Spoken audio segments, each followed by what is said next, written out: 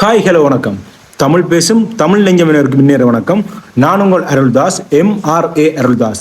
இந்த காலில் என்னத்தை பற்றி பார்க்க போகிறோம்னு சொல்லிட்டுன்னா, இன்றைய தினம், அதாவது ஈழத்தமிழர்களுடைய நெஞ்சில என்றுமே அழிக்க முடியாத ஒரு நாள். அதாவது இன்றைய தினம் கார்த்திகை 27, அதாவது மாவீரர் தினம்.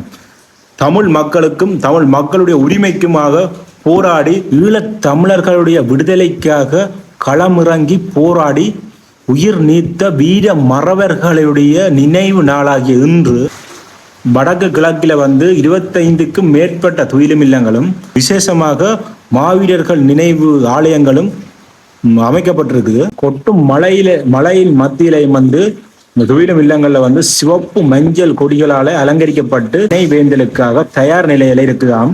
இன்று மாலை 6:05 மணியளவில் ஆலயங்களில் மணியோசை எழுப்பப்பட்டு துயிலும் இல்லங்களில் மற்றும் வீடு பொது இடங்களில் சுடரேற்றி அஞ்சலி செலுத்தப்பட உள்ளது.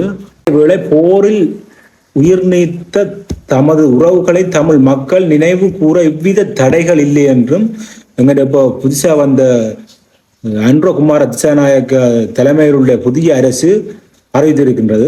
நினைவேந்த நிகழ்வில் பங்கேற்பவர்கள் ஒளிப்படம் எடுக்க, அதாவது வீடியோ எடுக்க வேண்டாம்னு சொல்லி வீடியோ போட்டோஸ் எடுக்க வேண்டாம்.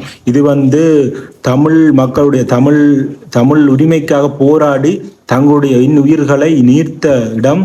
இந்த இடத்துல ஒளிப்படம் எடுத்து சோசியல் மீடியாக்களில் பகிர வேண்டாம் என்று சொல்லி இந்த புதுசாக அரசாங்கம் தெரிவித்துள்ளது. அந்த நிலையில் நாங்கள் அதை கடைப்பிடித்து அந்த இறந்த அந்த உயிர்களுக்கு நாங்கள் அஞ்சலியை செலுத்தணும்னு சொல்லி கேட்டுக்கொள்கிறேன். ஓகே ஃப்ரெண்ட்ஸ், அடுத்த வீடியோவில் உங்களை சந்திக்கும் வரை உங்களிடமிருந்து விடைபெறும் நான் என்றும் உங்கள் MRA அருள்தாஸ். ஓகே, பாய்.